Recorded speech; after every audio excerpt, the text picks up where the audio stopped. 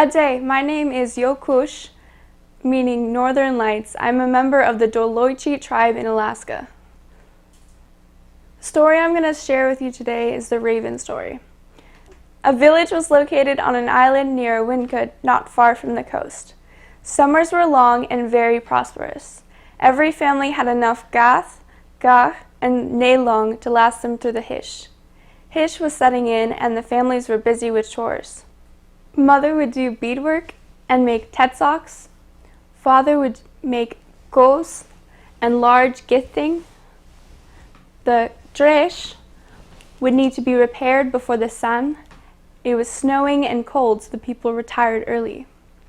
When the people woke, it was still dark out, but how could this be? It was morning. The Yukitsi had been an overnight guest at the home of one family. He knew that the night should be over, but there was no sunshine at all, not even the doshto. He decided to go down to the village and see if anyone knew what the trouble was. The people gathered together. "What's the matter?" asked the Yukitsi. "The Huned Haidon has stolen the doshto and the no-oi," said the people. "He will not give them back." "I will find a way to get them back," said the Yukitsi. To himself he said, "This is my chance to help someone instead of always playing tricks on people." The Huned Haidon had a daughter who wanted to go down to the creek for a drink of water. He told his men to lay ropes and skins on the path of the creek. This was for her to walk down to the creek on. The water from the creek was cold and fresh. She drank and drank. Now each morning the Huned Haidon's daughter went down to the creek for water. The next morning when she went down to drink, the old Yukitsi was waiting for her. Turning himself into a fine piece of moss, he floated into her dipper. She lifted the dipper and gulped down the fresh water, along with it, the fine piece of moss. Soon afterwards, the Huned Haidon's daughter discovered she was with child. She was not surprised. She thought it was natural since she was getting older. In time, she had a healthy baby boy. He grew up fast and soon he was talking. "Grandpa, let me play with the no-oi and the dosh-tol." "No, you cannot play with the no-oi, but yes, you can play with the dosh-tol." The little boy played with the dosh-tol until he was tired. Grandpa, I do not want to play with the dosh-tol anymore. I want to see the no-oi now," he cried. "I want to play with the no-oi." The old man loved his grandson so much, he gave his consent and brought out the no-oi for the little boy to play with. The old Yukitsi's mind went to work again. "I hope they have forgotten to close one little opening."